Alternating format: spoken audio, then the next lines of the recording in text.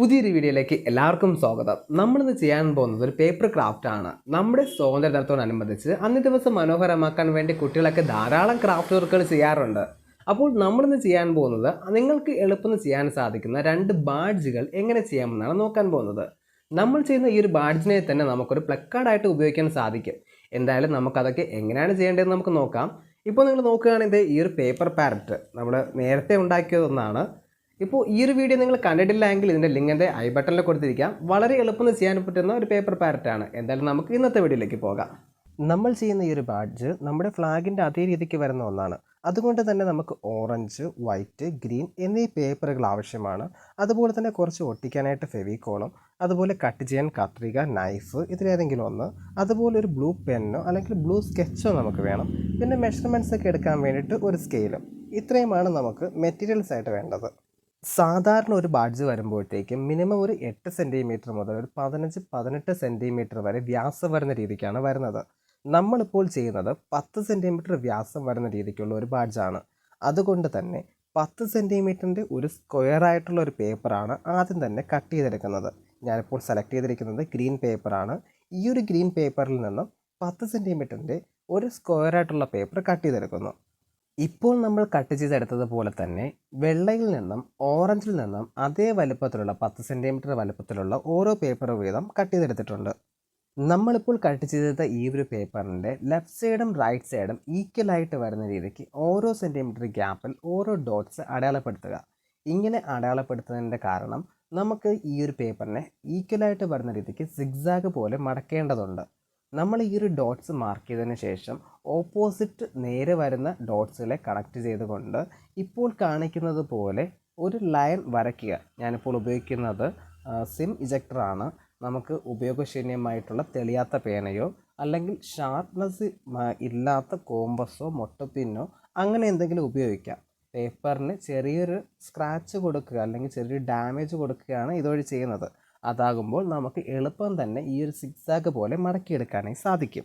ഇപ്പോൾ നിങ്ങൾ ചിന്തിക്കും എന്തിനാണ് ഇത്ര ആക്യുറേറ്റ് ആയിട്ട് ചെയ്യുന്നത്, സിമ്പിളായിട്ടല്ലാതെ മടക്കിയെടുത്താൽ പോരെയെന്ന്.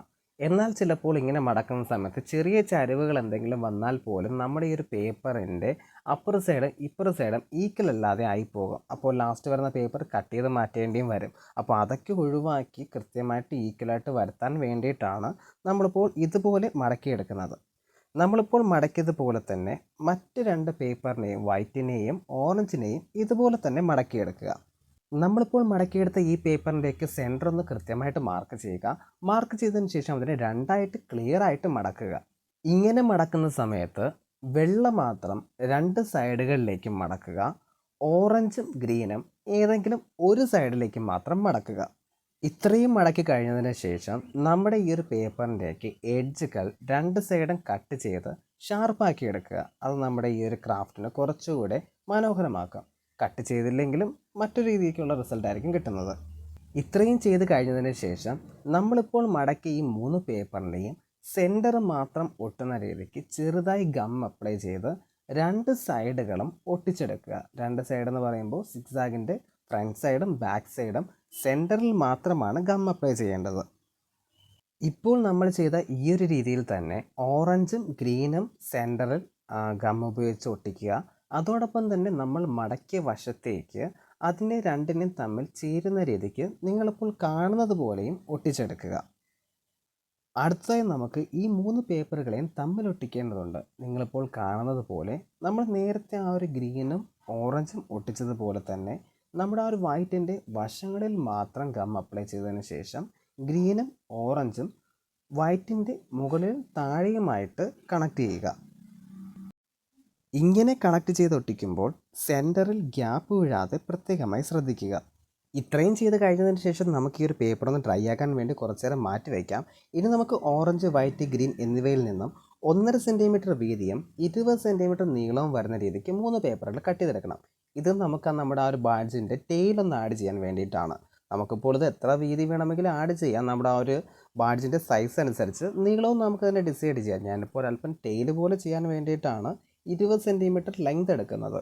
നമ്മുടെ ആ ഒരു 3 പേപ്പറും ഒരേ നീളത്തിന് കട്ട് ചെയ്തെടുത്തതിന് ശേഷം നിങ്ങളിപ്പോൾ കാണുന്നത് പോലെ അതിൻ്റെ കോണുകളെല്ലാം ചെറുതായിട്ടൊന്ന് അറേഞ്ച് ചെയ്തിട്ട് അതിനെ ഒന്ന് ഒട്ടിച്ചെടുക്കുക. നമുക്ക് ആ ഒരു 3 സൈഡിലേക്കും നമ്മുടെ 3 പേപ്പറും ഇരിക്കുന്നതിന് വേണ്ടിയിട്ടാണ് ഒട്ടിച്ചെടുക്കുന്നത്. ഒട്ടിച്ചെടുക്കുമ്പോൾ പ്രത്യേകം ശ്രദ്ധിക്കുക, ഓറഞ്ച് ലെഫ്റ്റ് സൈഡിലും വെള്ള സെൻറ്ററിലും റൈറ്റ് സൈഡിൽ ഗ്രീനും വരുന്ന രീതിക്ക് തന്നെ ഒട്ടിക്കുക. അടുത്തതായി നമുക്ക് വേണ്ടത് നമ്മുടെ ആ ഒരു ബാഡ്ജിന് കുറച്ചുകൂടെ സ്ട്രെങ്ത് കൊടുക്കാൻ വേണ്ടിയിട്ട് ബാക്ക് സൈഡിൽ നമുക്കൊരു സർക്കിളായിട്ടുള്ളൊരു പേപ്പർ ഒട്ടിക്കണം.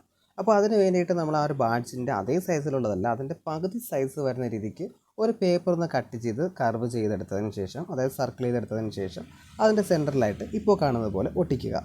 ഇത് ഒട്ടിക്കുന്നതിന് മുന്നേ ആയിട്ട് നമ്മുടെ ആ ഒരു ആദ്യമേ ചെയ്ത് വെച്ച ടെയിൽ ഇതിലൊന്ന് ഒട്ടിച്ചെടുക്കണം. ഒട്ടിച്ചെടുത്തതിന് ശേഷം നമ്മുടെ ആ ഒരു ബാഡ്ജിലേക്ക് ഇത് ഒട്ടിക്കുമ്പോൾ പ്രത്യേകം ശ്രദ്ധിക്കുക, ബാഡ്ജിൽ പശ തേച്ചതിന് ശേഷം ഓറഞ്ച് ലെഫ്റ്റ് സൈഡിൽ വരുന്ന രീതിക്ക് വേണം നിങ്ങൾ ഒട്ടിക്കാനായിട്ട്. ബാഡ്ജിൻ്റെ ആ ഓരോ എഡ്ജിലും പ്രത്യേകമായിട്ട് ഗമ്മ് ചെറുതായിട്ടൊന്ന് അപ്ലൈ ചെയ്താൽ മതി. എന്നിട്ട് ഇപ്പോൾ ഈ വച്ചിരിക്കുന്നത് പോലെ വച്ച് കഴിഞ്ഞാൽ അത് ഡ്രൈ ആയി കിട്ടും. ഇത് ഉണങ്ങുന്നതിന് വേണ്ടിയിട്ട് നമുക്ക് കുറച്ച് സമയം കൊടുക്കേണ്ടതുണ്ട്. എന്തായാലും നമുക്ക് ഇതൊന്ന് മാറ്റി വയ്ക്കാം.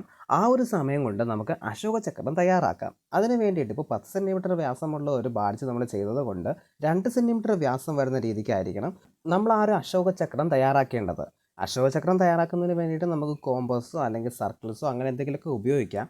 ഞാനിപ്പോൾ അതൊന്നും ഉപയോഗിക്കുന്നില്ല. സ്കെയിൽ ഉപയോഗിച്ച് 2 സെൻറ്റിമീറ്ററിൻ്റെ ഒരു സ്ക്വയർ ബോക്സ് തയ്യാറാക്കുന്നു. അതിനുശേഷം അതിൻ്റെ സെൻറ്റർ മാർക്ക് ചെയ്ത് 24 ആരക്കാലുകൾ വരച്ചതിന് ശേഷം അതിനെ കട്ട് ചെയ്ത് കർവ് ചെയ്തെടുക്കുന്നു.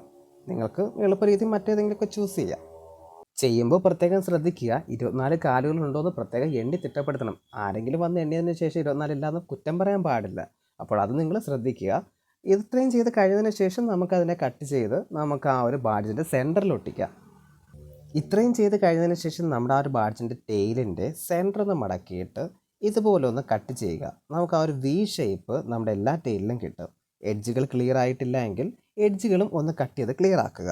ഇത്രയും ചെയ്ത് കഴിയുമ്പോൾ തന്നെ നമ്മുടെ ബാഡ്ജ് വളരെ മനോഹരമാക്കി കിട്ടുന്നതാണ്. ഇനി നമുക്കിത് പിൻ ചെയ്യുകയോ ഉടുപ്പിൽ തൂക്കുകയോ അങ്ങനെ എന്തെങ്കിലും ചെയ്യാവുന്നതാണ്. നമ്മുടെ ഈ ഒരു ബാഡ്ജിനെ എങ്ങനെ ഒരു പ്ലക്കാർഡ് ആക്കാമെന്ന് നോക്കാം. അതിനായി നമുക്കിപ്പോൾ മറ്റ് കമ്പുകളുടെ ആവശ്യമൊന്നുമില്ല. ഒരു വൈറ്റ് പേപ്പർ തന്നെ എടുക്കുക. ഇപ്പോൾ ഒരു വൈറ്റ് പേപ്പർ എടുത്തതിന് ശേഷം അതിൻ്റെ ഒരു കോർണറിൽ നിന്ന് ഇപ്പോൾ കാണിക്കുന്നത് പോലെ നിങ്ങളൊന്ന് റോൾ ചെയ്തെടുക്കുക. അപ്പോൾ നമുക്ക് ഈ ഒരു പേപ്പർ ഒരു സ്റ്റിക്കായിട്ട് കിട്ടും. ഈ ഒരു സ്റ്റിക്കിനെ നമ്മളിപ്പോൾ കാണിക്കുന്നത് പോലെ ഈ ഒരു ബാഡ്ജിൻ്റെ പുറക് സൈഡിൽ ഒട്ടിക്കുകയാണെങ്കിൽ നമുക്കിതൊരു പ്ലക്കാർഡായി. ഇതിൻ്റെ സൈസ് കൂടെ വലുതാക്കി ഈ ഒരു ടെയിൽസൊക്കെ ആഡ് ചെയ്ത് കഴിഞ്ഞാൽ അത് വളരെ മനോഹരമായിരിക്കും. നമ്മുടെ ആദ്യത്തെ ബാഡ്ജ് ഇവിടെ പൂർണ്ണമായിരിക്കുകയാണ്. നമ്മുടെ അടുത്ത ബാഡ്ജ് ഇതിനെക്കാട്ടിലും രസകരമാണ്. സമയം അല്പം കൂടിയത് കൊണ്ട് നമ്മുടെ ഈ വീഡിയോ ഇവിടെ വെച്ച് വൈൻഡപ്പ് ആവുകയാണ്. അടുത്ത വീഡിയോ ഉടനെ തന്നെ ചെയ്യുന്നതായിരിക്കും. വീഡിയോ നിങ്ങൾക്ക് ഉപകാരമായാൽ ലൈക്ക് ചെയ്യാനും കമൻറ്റ് ചെയ്യാനും മറക്കരുത്. അതുപോലെ നിങ്ങളുടെ കൂട്ടുകാരിലേക്കും എത്തിക്കുക. വീഡിയോ കണ്ട എല്ലാവർക്കും ഒരുപാട് നന്ദി. താങ്ക്